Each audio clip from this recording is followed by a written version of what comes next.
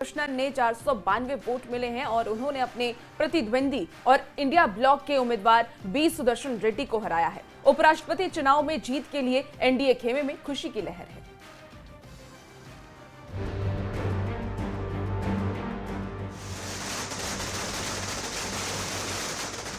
देश को नए उपराष्ट्रपति मिल गए।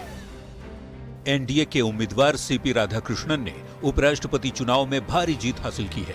उन्होंने इंडिया ब्लॉक के उम्मीदवार बी सुदर्शन रेड्डी को मात देकर जीत हासिल की। उपराष्ट्रपति चुनाव में कुल 781 में से 767 मत पड़े। एनडीए उम्मीदवार और महाराष्ट्र के राज्यपाल सीपी राधाकृष्णन को प्रथम वरीयता के 452 वोट मिले। उन्हें भारत का उपराष्ट्रपति चुना गया। विपक्ष के उपराष्ट्रपति पद के उम्मीदवार बी सुदर्शन रेड्डी को प्रथम वरीयता के 300 वोट ही मिले। एनडीए ने 2/3 से बहुमत हासिल कर ली है। वैसे बीजेपी की ओर से दावा किया गया कि 14 सांसदों ने क्रॉस वोटिंग की है। आपको बता दें कि बीआरएस और ओडिशा के पूर्व सीएम नवीन पटनायक की पार्टी बीजेडी ने उपराष्ट्रपति चुनाव से किनारा कर लिया था। राज्यसभा में बीआरएस के 4 और बीजेडी के 7 सांसद हैं। शिरोमणि अकाली दल ने भी पंजाब में बाढ़ के चलते वोट डालने से इनकार कर दिया था। वाईएसआर-सीपी के 11 सांसदों ने पहले ही एनडीए उम्मीदवार के पक्ष में वोट करने का फैसला किया। वैसे उपराष्ट्रपति चुनाव में विपक्षी गठबंधन ने भी अच्छी चुनौती दी थी, पर उनकी संख्या एनडीए के मुकाबले बेहद कम रही। इस चुनाव में जीत से एनडीए खेमे में खुशी की लहर है। Bureau report, news 18। PM Modi CP Radhakrishnan की मुलाकात हुई। देखिए, प्रहलाद जोशी के आवास पर पीएम मोदी ने जीत के बाद सीपी राधाकृष्णन से मुलाकात की और उन्हें जीत की बधाई दी।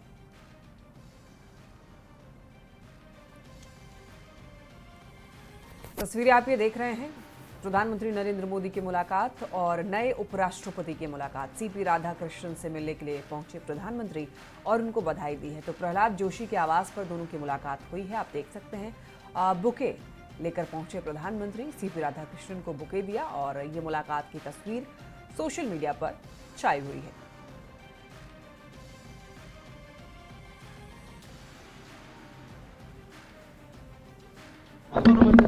We have to develop Viksit Bharat by 2047 means we should not do politics in everything.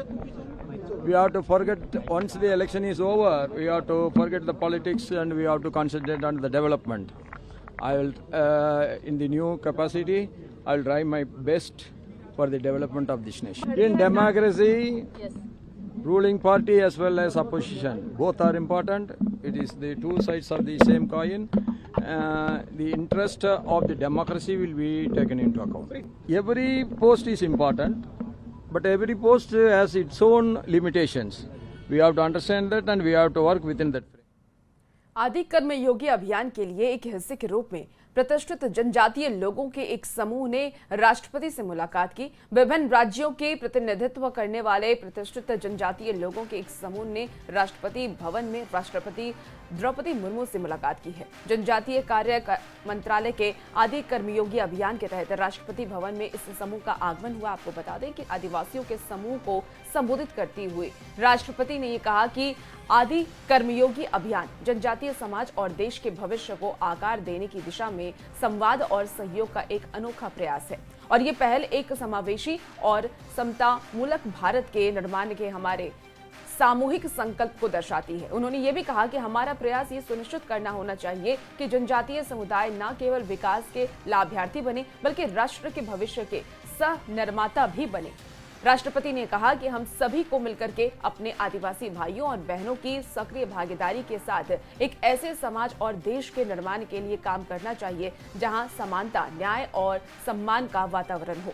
वहां आदिवासी समाज की संस्कृति और परंपराएं सुरक्षित हो, संरक्षित हो और हमारे आदिवासी भाइयों और बहनों के अधिकारों की रक्षा हो।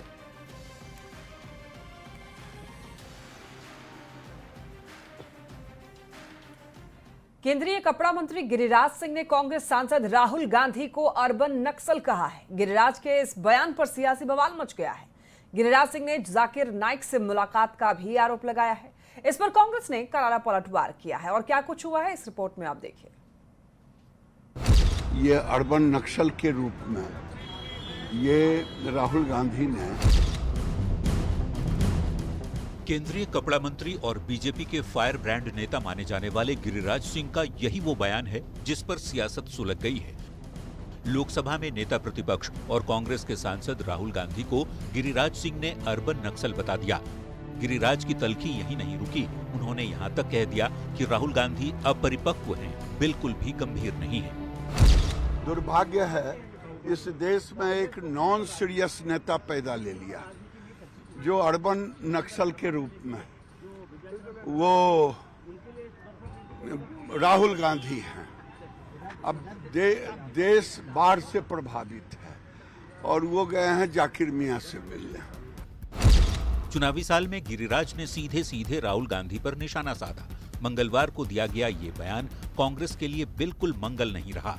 पार्टी के सबसे बड़े नेता को अर्बन नक्सल करार दिए जाने पर कांग्रेस बौखला गई। पार्टी प्रवक्ता ने गिरिराज सिंह को झटका मीट का ब्रांड एम्बेसडर और पाकिस्तानी वीजा एक्सपर्ट बता दिया। आरजेडी ने भी गिरिराज को घेरा और ये आरोप लगाया कि सरकार की नाकामी छिपाने के लिए अर्बन नक्सल जैसा अनर्गल बयान दिया जा रहा है। अल-बल बातें बोलकर केवल मीडिया में बने रहने के लिए उनकी जो कवायद है वो जनता सिरे से नकारती है और उन्हें देख के ही लोग इरिटेट होने लगे हैं। नक्सली तो पकड़ नहीं सकते, सरकार की नाकामी छुपाने के लिए श्री राहुल गांधी जी पर कब तक बोलते रहेंगे और गाली देते रहेंगे। भारत विरोधी जाकिर नाइक से संबंध को लेकर भी गिरिराज सिंह ने राहुल गांधी पर निशाना साधा और ये आरोप लगाया कि देश के कई राज्यों में बाढ़ जैसे हालात हैं और राहुल विदेश में जाकर जाकिर मियां से मुलाकात करते हैं। इस पर बीजेपी ने राहुल गांधी से जवाब मांगा और जेडीयू ने इल्जाम लगाया कि राहुल ने विदेशों में जाकर देश की छवि खराब करने की कोशिश की है। अगर कोई व्यक्ति जो देशद्रोहियों के साथ है उससे अगर नेता विपक्ष मिलते हैं तो ये तो सोचने का विषय है। राहुल जी ने विदेशों में जाकर के भी राजनीति की है और देश की छवि खराब करने का प्रयास हमेशा किया है। तो ऐसी परिस्थिति में एनडीए के नेताओं की तरफ से राहुल गांधी जी के इन कृत्यों के खिलाफ बयान आना बहुत स्वाभाविक सा है। राहुल पर गिरिराज सिंह के बयान के बाद पक्ष और विपक्ष में विवाद छिड़ गया है। राहुल पर गिरिराज सिंह के गंभीर आरोपों पर जमकर सियासत हो रही है। ऐसे में देखना होगा ये विवाद आगे क्या रंग लेता है।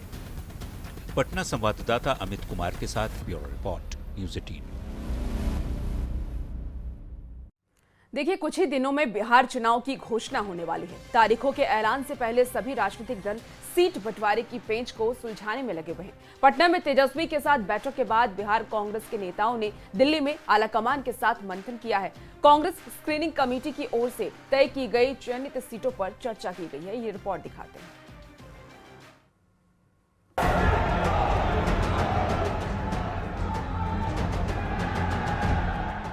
बिहार विधानसभा चुनाव का दिन नजदीक आ गया है, इसलिए सीन भी लगभग साफ होने लगा है।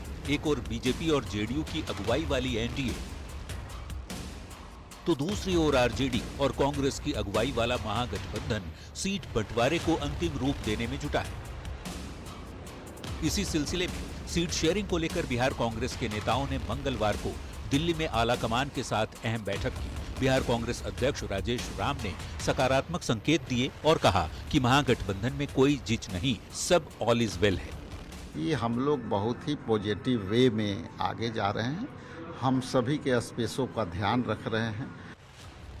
इससे पहले शनिवार को तेजस्वी यादव के साथ पिछली बैठक में पशुपति पारस की आरएलजेपी और हेमंत सोरेन के जेएमएम को महागठबंधन में शामिल करने पर विचार किया गया था। यही वजह है कि राजेश राम ने हर किसी के लिए स्पेस रखने की बात बैठक में कही, जिसमें कांग्रेस अध्यक्ष मल्लिकार्जुन खड़गे, कांग्रेस सांसद राहुल गांधी और पार्टी महासचिव केसी वेणुगोपाल शामिल हुए। बिहार प्रभारी कृष्णा अल्लावरू, अध्यक्ष राजेश राम और विधायक दल के नेता शकील अहमद खान के साथ कांग्रेस की चयनित सीटों पर चर्चा भी हुई। कि मौजूदा सरकार हारेगी कैसे, तो हम लोग उसमें आगे बढ़ चुके हैं। सब प्लान तय हो चुका है, धराशायी हो जाएगी। वोटर अधिकार यात्रा की सफलता से उत्साहित कांग्रेस पार्टी आरजेडी के साथ बड़ी डील करना चाहती है, सम्मानजनक सीटों पर लड़ना चाहती है, जिसकी सूची स्क्रीनिंग कमेटी के अध्यक्ष अजय माकन, स्क्रीनिंग कमेटी के सदस्य प्रणीति शिंदे और इमरान प्रतापगढ़ी ने तैयार की है। जब तक तेजस्वी यादव के साथ फाइनल बातचीत नहीं हो जाती, शायद इसलिए भी कांग्रेस सीएम के चेहरे पर पत्ता खोलने से हिचक रही है। उस एजेंडा में मैंने कभी इस तरह का बात नहीं देखा। एजेंडा वही तय करते हैं और एजेंडा में कभी उस तरह का बात आया ही नहीं, इसलिए उस पर विचार हुआ ही नहीं। इधर सीट शेयरिंग पर पेंच फंसने की बात से आरजेडी भी इनकार कर रहा है। दावा है कि महागठबंधन की एकजुटता से चुनाव में एनडीए पूरी तरह से धाराशायी हो जाएगा। यह गठबंधन पूरी तरह से इंटैक्ट होकर आगे बढ़ रहा है और इस डबल इंजन की एनडीए सरकार को धाराशायी कर देगी।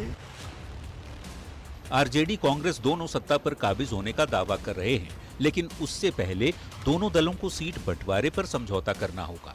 Congress central election committee seat sharing के किस फॉर्मूले पर बातचीत कर रही है और किन मजबूत सीटों पर दावेदारी पेश करेगी, इन सब से भी अभी पर्दा उठना बाकी है। दिल्ली संवाददाता अमितेश सिंह और पटना रिपोर्टर संजय कुमार के साथ ब्यूरो रिपोर्ट। और खबर मिल रही है वैशाली से, जहां तेज प्रताप यादव अपने छोटे भाई तेजस्वी यादव के क्षेत्र राघोपुर पहुंचे। तेज प्रताप ने बाढ़ पीड़ितों का दर्द महसूस किया और उनके बीच राहत सामग्री का वितरण भी किया। तेज प्रताप यादव अपने साथ सूखा राशन लेकर पहुंचे। बाढ़ पीड़ितों के बीच इसका वितरण किया गया और इसी दौरान तेज प्रताप यादव ने ये बताया कि सरकार पूरी तरीके से फेल है। बाढ़ पीड़ितों को इस दुख की घड़ी में मदद करते रहना चाहिए। और इस दौरान तेज प्रताप यादव ने अपने छोटे भाई तेजस्वी यादव को भी नसीहत दी है। तस्वीरें आप ये देख रहे हैं, सूखा राशन बांटते हुए तेज प्रताप यादव दिखाई दे रहे हैं। बाढ़ पीड़ितों के लिए सूखा राशन लेकर के पहुंचे और सबसे बड़ी बात यह है कि तेजस्वी यादव के क्षेत्र में तेज प्रताप यादव पहुंचे राघोपुर, जहां पर बाढ़ पीड़ितों को मदद पहुंचाई है। तेज प्रताप के माध्यम से हम यहाँ पे आए और लोगों को जो मुहैया कराना होता है, जो जितना भी मन पर हम करने लगे। ये सरकार का काम है और सरकार हाथ पे हाथ धर करके बैठी हुई है। दिनों आए थे इस क्षेत्र में, लेकिन बाढ़ पीड़ितों से मिले नहीं और चले गए। देखिए उनका क्षेत्र है, उनको चाहिए और देखना चाहिए अपने क्षेत्र के लोगों को, लेकिन हमको लोगों को तरीके से बड़े भाई के नाते कुछ सुझाव देना चाहेंगे तेजस्वी यादव जी को बाढ़ क्षेत्र में आने का? सुझाव उनको अनुभवी है, उनको खुद आना चाहिए विधायक। देखिए, तेजस्वी के विधानसभा क्षेत्र राघोपुर में तेज प्रताप की तरफ से बाढ़ पीड़ितों के बीच राहत का सामान बांटने पर अब सियासत गर्मा गई है। जमुई से बीजेपी विधायक श्रेयसी सिंह ने तेजस्वी पर तंज कसते हुए कहा कि उनका क्षेत्र बाढ़ में डूबा है और वो मरीन ड्राइव पर रील बना रहे हैं। श्रेयसी ने यह भी कहा कि वो तेज प्रताप यादव के बयान से सहमत है और साथ ही साथ ये भी कह दिया कि दोनों भाइयों में तालमेल ही नहीं है। ये तो सत्य है कि आपका क्षेत्र बाढ़ में डूबा हुआ है और आप मरीन ड्राइव पे खड़े होकर क्या क्या कर रहे हैं। आपको तो जनता के बीच में जाना चाहिए। राजनीतिक तौर पर इनका दोबारा सत्ता में आना ये कहीं भी जनता मंजूर नहीं करेगी। सोशल साइट्स पर देखिए, बैन के खिलाफ नेपाल में शुरू हुआ प्रदर्शन भयावह रूप ले चुका है। उग्र प्रदर्शन की वजह से प्रधानमंत्री तक इस्तीफा प्रधानमंत्री को देना पड़ गया है। नेपाल के हालात को देखते हुए बिहार के बॉर्डर इलाकों में भी अब सुरक्षा चाक चौबंद कर दी गई है।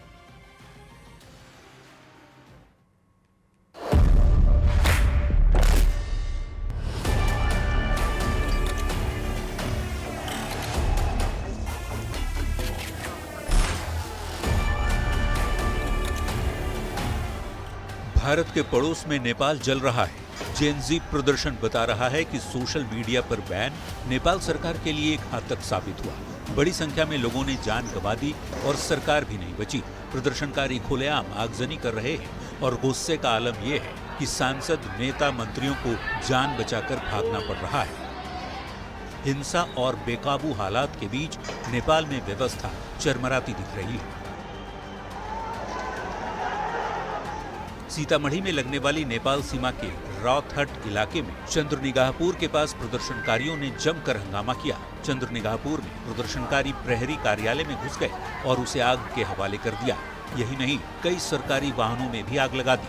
हालात बिगड़ता देख नेपाल सरकार ने तराई के कई इलाकों में कर्फ्यू लगा दिया है और प्रदर्शनकारियों पर नजर रखने के लिए हेलीकॉप्टर की मदद ली जा रही है। नेपाल में उग्र प्रदर्शन को देखते हुए भारत नेपाल बॉर्डर पर सुरक्षा बढ़ा दी गई है। मोतिहारी में भारत नेपाल सीमा से सटी सारी चौकियों पर एसएसबी पुलिस जवानों ने सुरक्षा को मजबूत कर दिया है। आने और जाने वाली गाड़ियों की जांच के बाद ही एंट्री दी जा रही है। एसएसबी की लगातार गश्ती और इंटेलिजेंस को मजबूत किया गया है। नेपाल में तनाव को देखते हुए एसएसबी जवानों ने अररिया के जोगबनी बॉर्डर के गेट को लॉक कर दिया है, क्योंकि जोगबनी बॉर्डर के ठीक सामने नेपाल के रानी इलाके में प्रदर्शन और आगजनी हो रही है। नेपाल का असर भारत खासकर बिहार के बॉर्डर वाले इलाकों में ना पड़े, इसे लेकर एसएसबी के जवान पूरी तरह मुस्तैद हैं। न्यूज 18 के लिए मोतिहारी से अवनीश, सीतामढ़ी से राकेश कुमार और अररिया से सतीश कुमार के साथ ब्यूरो रिपोर्ट।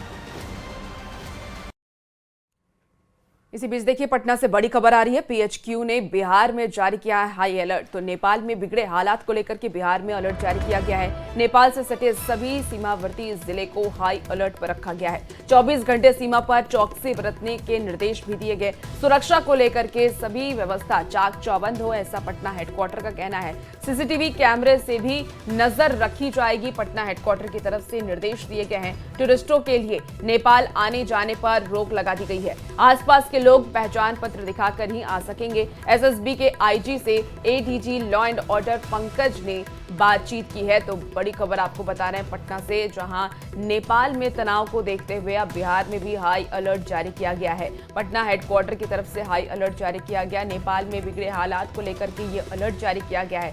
बता दें कि नेपाल से सटे सभी जिले को अलर्ट वहां पर जारी किया गया है। 24 घंटे सीमा पर चौकसी बरतने के निर्देश भी पटना हेडक्वार्टर की तरफ से दिए गए हैं।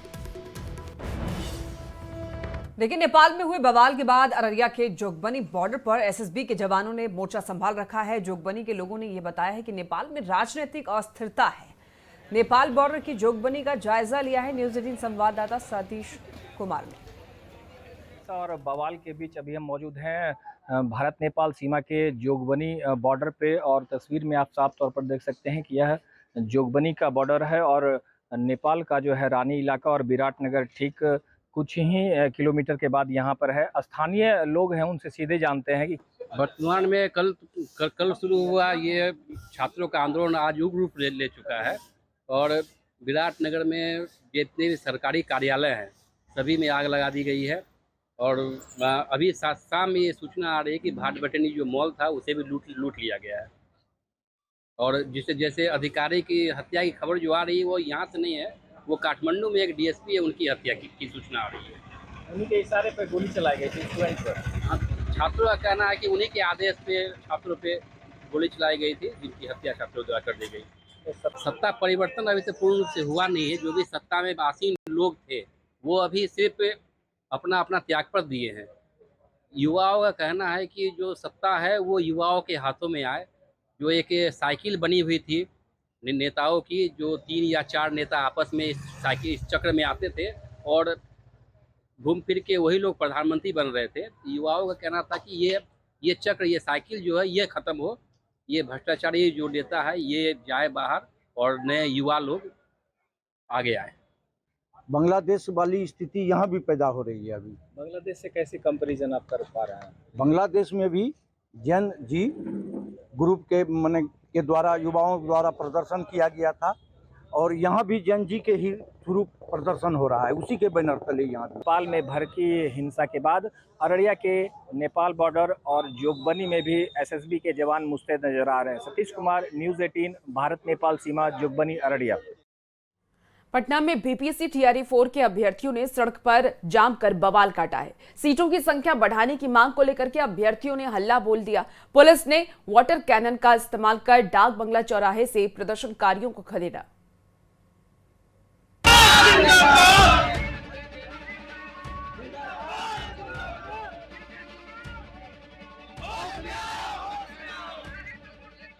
हंगामा बवाल की तस्वीरें हैं पटना की, जहां सड़क पर संग्राम छिड़ा है।